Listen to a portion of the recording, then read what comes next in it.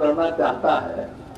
अब एक को तो हम ही लोगों के पटिया में जिसको इतना दिन हम इज्जत किए और वही भाग गई और भाग गई बड़ा अच्छा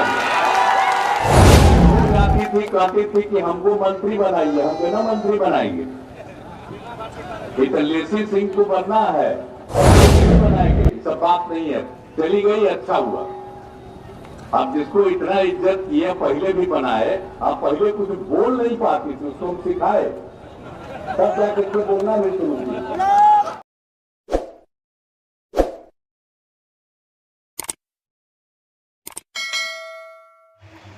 नमस्कार, आप एबीजे न्यूज देखने की शुरुआत कर चुके हैं। मेरा नाम है राजा झा।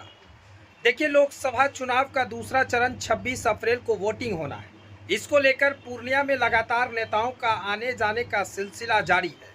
आज बिहार के मुख्यमंत्री नीतीश कुमार बीमा भारती के गढ़ में गरजे हैं, यानी भवानीपुर विधानसभा में नीतीश कुमार गरजे हैं।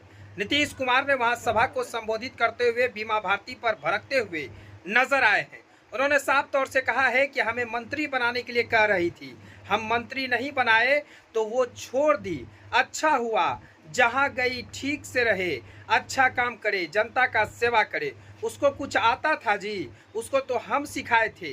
एक बार मंत्री भी बनाए, इस बार मंत्री लेसी सिंह को बनना था तो उसको कैसे बना देते। वो मंत्री नहीं बनाए तो वो छोड़कर चले गई। यानी साफ तौर से कहे तो बीमा भारती के गढ़ में नीतीश कुमार आज खूब भड़के हैं। वहां पर चुनावी सभा को संबोधित करते हुए एनडीए प्रत्याशी संतोष कुशवाहा के लिए वोट मांगने के लिए पहुंचे थे और बीमा भारती के गढ़ में खूब नीतीश कुमार बीमा भारती पर भड़कते हुए नजर आए हैं। उन्होंने कहा है कि यही विधानसभा है जो उनको जिताने का काम किया है। आज उसी जनता को धोखा देकर वो आज चुनावी मैदान में है। हमने उसको बोलने सिखाया, हर कुछ सिखाया, मंत्री तक बनाया। इस बार मंत्री नहीं बनाया तो वो हमारी पार्टी को छोड़कर आरजेडी में शामिल हो गई है। जाने दीजिए, जहां गई ठीक की, अच्छा हुआ। आगे नीतीश कुमार बीमा भारती के गढ़ में क्या कुछ कह रहे हैं वो आप सुनिए। का मैं नमन करता हूं और आप यहाँ उपस्थित हैं, इसके लिए मुझे बहुत खुशी होती है। और आप जानते हैं कि हम लोगों के जो उम्मीदवार हैं संतोष कुमार कुशवाहा जी, अब ये तो अपनी बात बता ही दिए।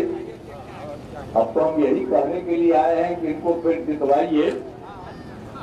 और जो आप जानते ही हैं कि यहाँ पर जो लोग भी चुनाव लड़ना चाहता है, अब एक को तो हम ही लोगों के पटिया में जिसको इतना दिन हम इज्जत किए और वही भाग गई और भाग गई बड़ा अच्छा हुआ।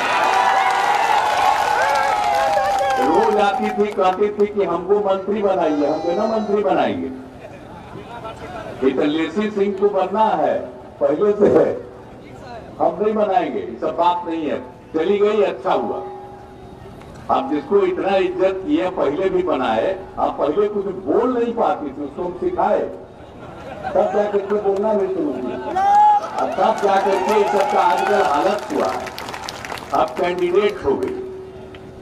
तो अच्छा ही है, ऐसे लोग हैं जिनका कोई काम नहीं है और जो अपने हित में ही सब लोग सोचे तो सोचते रहे, हमको क्या मतलब है।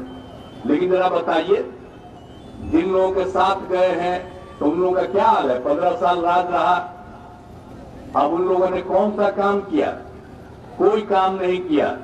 और 2005 में हम लोगों को जब काम करने का मौका मिला, आप समझते हैं कि उसके बाद से हमने कितना काम किया। और आप सोच लीजिए कि पहले क्या होता था। आप लोगों में से कोई घर से बाहर निकलता था जी, सामने कोई नहीं निकलता था, किसी को हिम्मत नहीं होती थी। और आपस में कितना झगड़ा होता था, हिंदू मुस्लिम का झगड़ा कितना होता था, अन्य तरह का कितना झगड़ा होता था। अब पढ़ाई का कोई हाल नहीं था, बहुत कम बच्चे पढ़ते थे। और स्वास्थ्य का कोई इंतजाम नहीं था, इतना कम होता था। और सड़क नहीं था। तो इन सब स्थितियों में बिजली नहीं थी, कोई हाल नहीं था। और ये तो बुरा हाल था। आप बताइए, हम भी जब एमपी थे और अपने क्षेत्रवा में भी कहीं जाते थे घूमने के लिए तो पैदल चलना पड़ता था, कोई उपाय नहीं था। अब आज देखिए तो आप तो सब जगह हम सब जगह बनवा दिए जी, सड़क सब तरह से इंतजाम हम लोग करवा रहे हैं। तो एक